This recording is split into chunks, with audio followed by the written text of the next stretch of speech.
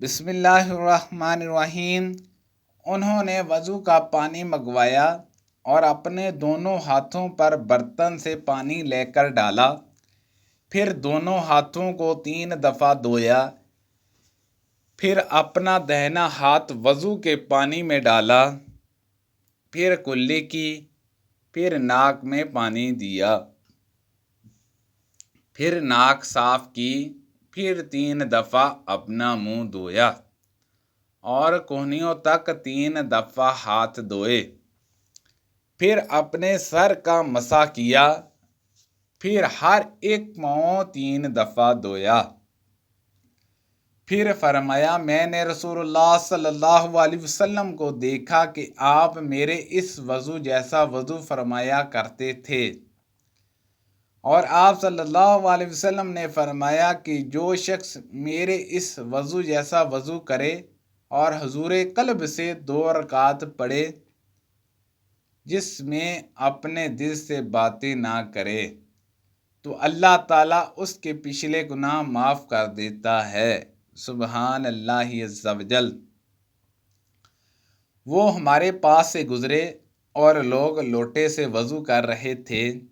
آپ صلی اللہ علیہ وسلم نے کہا، اچھی طرح وضو کرو، کیونکہ ابو القاسم صلی اللہ علیہ وسلم نے فرمایا، خشک ایڑیوں کے لیے آگ کا عذاب ہے۔ استغفر اللہ۔ اے ابو عبد الرحمن، میں نے تمہیں 4 ایسے کام کرتے ہوئے دیکھا ہے جنہیں تمہارے ساتھیوں کو کرتے ہوئے نہیں دیکھا۔ وہ کہنے لگے، اے ابن جرجا، وہ کیا ہے؟ ابن جرجا نے کہا کہ میں نے طواف کے وقت آپ کو دیکھا کہ 2 یمنی رکنوں کے سوا کسی اور رکن کو آپ نہیں چھوتے ہو۔ دوسرے، میں نے آپ کو بستی جوتے پہنے ہوئے دیکھا، اور تیسرے، میں نے دیکھا کہ آپ زرد رنگ استعمال کرتے ہو، اور چوتھی بات میں نے یہ دیکھی کہ جب آپ مکہ میں تھے، لوگ ذی الحج کا چاند دیکھ کر لبیک پکارنے لگتے ہیں اور حج کا احرام باندھ لیتے ہیں، اور آپ 8ویں تاریخ تک احرام نہیں باندھتے۔ حضرت عبداللہ بن عمر رضی اللہ عنہما نے جواب دیا کہ دوسرے ارکان کو تو میں یوں ہی نہیں چھوتا، کہ میں نے رسول اللہ صلی اللہ علیہ وسلم کو یمنی رکنوں کے علاوہ کسی اور رکن کو چھوتے ہوئے نہیں دیکھا۔ اور رہی بستی جوتے، تو میں نے رسول اللہ صلی اللہ علیہ وسلم کو ایسے جوتے پہنے ہوئے دیکھا کہ جن کے چمڑے پر بال نہیں تھے، اور آپ انہیں کو پہنے وضو فرمایا کرتے تھے، تو میں بھی انہیں کو پسند کرتا ہوں۔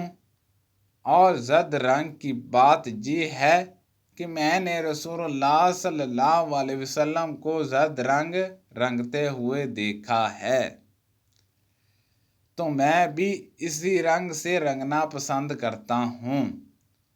اور احرام باندھنے کا معاملہ یہ ہے کہ میں نے رسول اللہ صلی اللہ علیہ وسلم کو اس وقت تک احرام باندھتے ہوئے نہیں دیکھا جب تک آپ کی اونٹنی آپ کو لے کر نہ چل پڑتی۔